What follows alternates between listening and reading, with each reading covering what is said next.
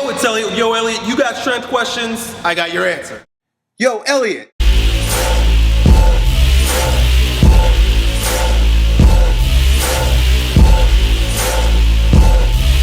Today we got a question from Jay Torres. He wants to know why he gets low back pain when pressing overhead.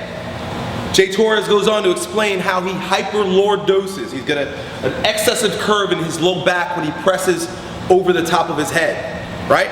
And that's creating a situation where there's pressure on his low back and he's having pain. This is why so many people avoid overhead pressing, because it requires that you have a strong structure and muscular balance throughout your hips and throughout your shoulders. So I'm going to show you right now. What you're describing is this. You know, a lot of guys, they press overhead and it looks like this, right? Look at that arch in my low back. Right? And the reason why they do that is because the shoulders are not mobile enough to go overhead. So it goes this way and then the body hyperextends. You've probably got muscular imbalance. You've got tightnesses and shortnesses in the muscles. Number one, start up top, your lats. Right? You're wondering, like, what are you talking about, Elliot? How do my lats have to do with my low back? Your lats, start down in the low back. Lower lats, right? Imagine up here, like right there. And tie all the way up into your shoulder. If you are tugging on that muscle, right, from up here, because the lats act as a low back, hip, and shoulder muscle. They're just enormous. They cross your entire back. If you put pressure on it, or you're tugging on it because you're pressing, it has a tendency to pull down below, right? You just pull one end, the other side comes with it. You're extending overhead, it starts to pull at your low back. So you've got to stretch your lats. Best way to stretch your lats is find it upright like this.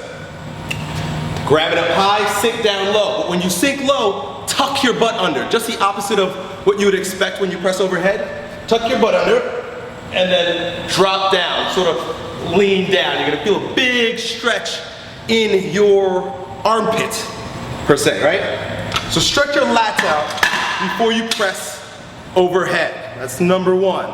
The second thing that you're experiencing is a weakness in your abdominals. You've got to focus on tucking your butt under when you are pressing overhead. So while you're pressing this way, right, make sure that your lats are loose enough that you can get the bar directly over your head, but also tuck your butt under. So you should look like this. One of the exercises that I teach my clients and my strengthology students is to sit at the corner of the wall, right? So this is the wall, this is the floor. Sit at the corner of the wall, tuck your butt under so that your low back is touching the wall. Then take your elbows, your hands, and start pressing overhead with no bar, nothing in your hands.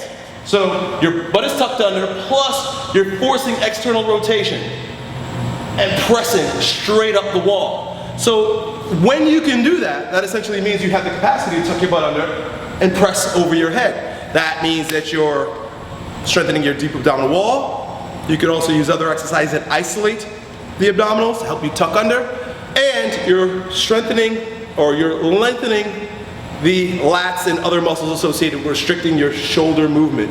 It really is all about the lats affecting the low portion, lower lats, low back, and up into your shoulders. So I hope that's helpful for you, man. Stretch those lats, strengthen your abs, and you will be relieved of the pain. But one more thing. Ego's got to get it out of the way. You're going to have to lower the amount of weight you're doing and possibly use that body weight exercise against the wall that I described just now. Hopefully that helps, dude. Talk to you next time. Yo, Elliot.